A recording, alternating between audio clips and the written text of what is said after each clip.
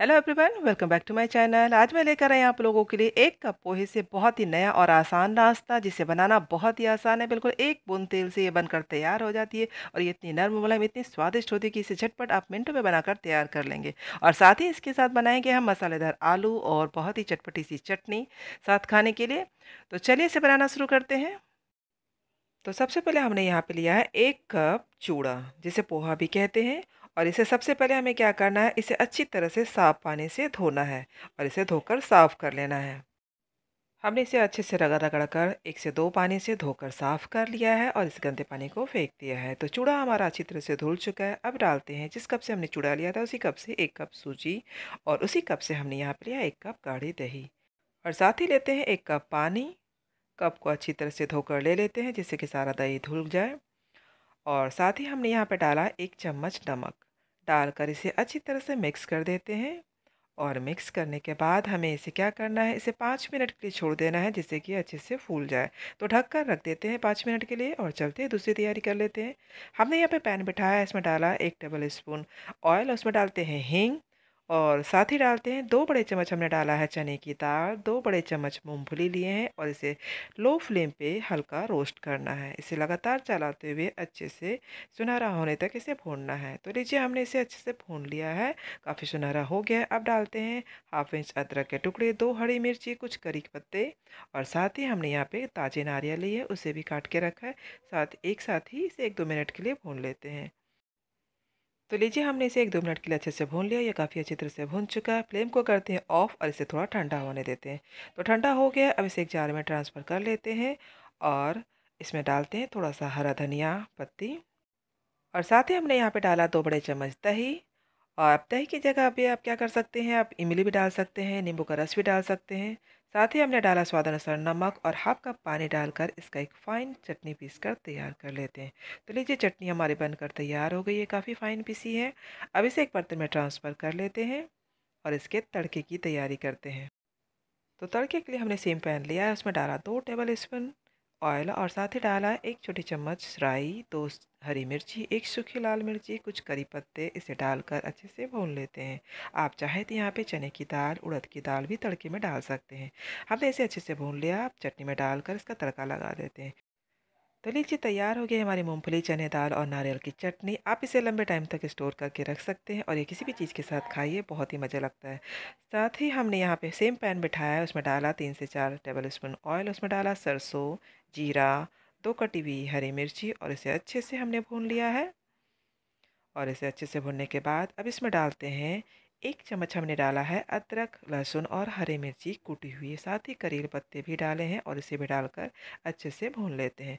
तो इसे भी हमने अच्छे से भून लिया है। अब डालते हैं इसमें 1 बड़ी प्याज, जिसे बारीक काट के रखा है, और इसे भी हल्का सुनहरा होने तक भून लेते हैं। तो लीजिए प्याज को हमने सुनहरा भून लिया है, प्याज हमारा अच्छी तरह से भून चुका है। अब इसमें डालते हैं सूखे मसाले। तो हमने डाला आधी छोटी चम्मच मिर्ची पाउडर, थोड़ी सी हल्दी पाउडर, 1 छोटी चम्मच डाला धनिया पाउडर, और 1 बड़े चम्मच हमने डाला भुना हुआ जीरा का पाउडर, साथ ही स्वाद अनुसार नमक, थोड़ी सी हमने डाला गरम मसाला पाउडर, और 1 चम्मच हमने डाला चाट मसाला पाउडर, और थोड़ी सी हमने डाला काला नमक। इन सबको हमें सूखा ही प्याज के साथ भूनना है, पानी बिल्कुल नहीं डालना है। तो लो फ्लेम पे हमने इसे 1-2 मिनट के लिए अच्छे से भून लिया। मसाला हमारा काफ़ी अच्छी तरह से भून चुका है। अब डालते हैं बॉयल की हुई आलू। तो 4 आलू हमने बॉयल करके रखा है, सबको मसलते हुए इसमें डाल दिया, और सूखे मसालों के साथ इसे 1-2 मिनट के लिए अच्छे से आलू को मसाले के साथ भून लेते हैं। तो लीजिए मसाले के साथ आलू हमारा अच्छी तरह से भुन चुका है, आलू भी हमारा तैयार हो गया है। अब डालते हैं हरे धनिया की पत्ती कटी हुई, और इसे भी मिलाकर अच्छे से मिक्स कर देते हैं। तो आलू भी हमारी चटपटी सी तैयार हो गई है। फ्लेम को करते हैं ऑफ और इसे ठंडा होने के लिए रख देते हैं। तो चलिए देखते हैं हमारा ये जो भिगो कर रखे थे चूड़ा और सूजी दही, तो काफ़ी अच्छी तरह से फूल चुका है, और देखिए कितना सूखा हो गया है। अब इसे एक जार में ट्रांसफ़र कर लेते हैं। सारे सूजी को हमने एक जार में ट्रांसफ़र कर लिया है। अब डालते हैं इसमें 1 कप पानी। जिस कप से हमने सूजी चूड़ा लिया था उसी कप से हमने पानी लिया है। 1 कप डाल दिया, ढक्कन लगाते हैं और इसका भी एक फ़ाइन पेस्ट तैयार कर लेते हैं। तो लीजिए फ़ाइन पेस्ट तैयार हो गया है, काफ़ी बारीक इसे फ़ाइन पीसना है। अब इसे एक बाउल में ट्रांसफ़र कर लेते हैं, और साथ ही हमने हाफ कप पानी डालकर जार को धोकर अच्छे से ले लिया है। और अब डालते हैं इसमें इनो। 1 पैकेट हमने इनो डाला है, आप इसकी जगह मीठा सोडा भी डाल सकते हैं। साथ ही उसके ऊपर थोड़ा-सा पानी डालते हैं और इसे अच्छी तरह से एक ही डायरेक्शन में घुमाते हुए अच्छे से फेंट लेते हैं। तो लीजिए बैटर हमारा बिल्कुल तैयार हो गया है। हमने तवा भी गर्म होने के लिए बिठा दिया है और चलिए इसे फटाफट बनाकर तैयार कर लेते हैं। तो डोसा बनाने के लिए हमने यहाँ पे है हाफ कप का इस्तेमाल किया है। इससे क्या होगा कि सारा डोसा हमारा एक ही साइज़ का बनेगा। तो तवा गर्म हो गया, उसमें थोड़ी सी तेल डालते हैं, टिश्यू पेपर से उसे पूरी तरह फैला देते हैं और फिर से इसके ऊपर डालते हैं पानी का छींटा, जिससे कि तवा का टेम्परेचर बैलेंस बना रहे और इसे भी अच्छे से टिश्यू पेपर से पोंछ लेते हैं। अब इसके ऊपर डालते हैं बैटर और धीरे से आप किसी भी बर्तन से इसे बनाएं। एक ही बर्तन से एक ही नाप से बनाएंगे ना, तो सारा डोसा आपका एक ही साइज़ का बनेगा। अब इसे ढक देते हैं और ढककर 2-3 मिनट के लिए छोड़ देते हैं लो फ्लेम पे। ये डोसा बिल्कुल लो फ्लेम पे ही बनता है। तो देखिए कितनी जालीदार, कितनी सॉफ्ट और कितनी स्पंजी लग रही है। बिल्कुल आसानी से निकल जाता है। तो पहला डोसा बनकर तैयार हो गया है और दूसरा भी सेम तरीके से हमें बना लेना है। तो इसे भी ढक देते हैं 1-2 मिनट के लिए। ये फटाफट बनकर तैयार हो जाती है। तो देखिए कितनी जालीदार, कितनी स्पंजीदार हमारी ये डोसा बनकर तैयार हो गया और कलर भी बहुत अच्छा है।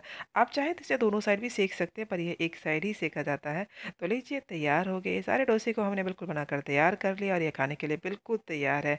तो बहुत ही लाजवाब, बहुत ही स्वादिष्ट हमारी ये पोहा वाले डोसा बनकर तैयार हो गए।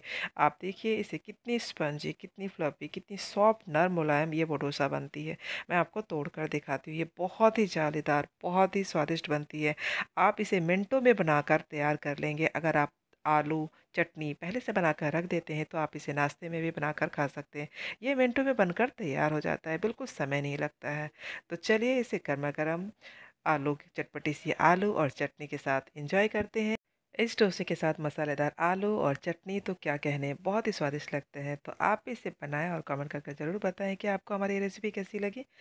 तो फ्रेंड्स, अगर हमारी रेसिपी पसंद आई होगी तो प्लीज़ इसे लाइक करना और इसे फैमिली और फ्रेंड्स में ज़्यादा से ज़्यादा शेयर करना और हमारे चैनल को अगर आपने अभी तक सब्सक्राइब नहीं किया तो प्लीज़ हमारे चैनल को सब्सक्राइब कर लेना। तो फिर से मिलते हैं एक नई रेसिपी के साथ, तब तक के लिए बाय बाय, टेक केयर।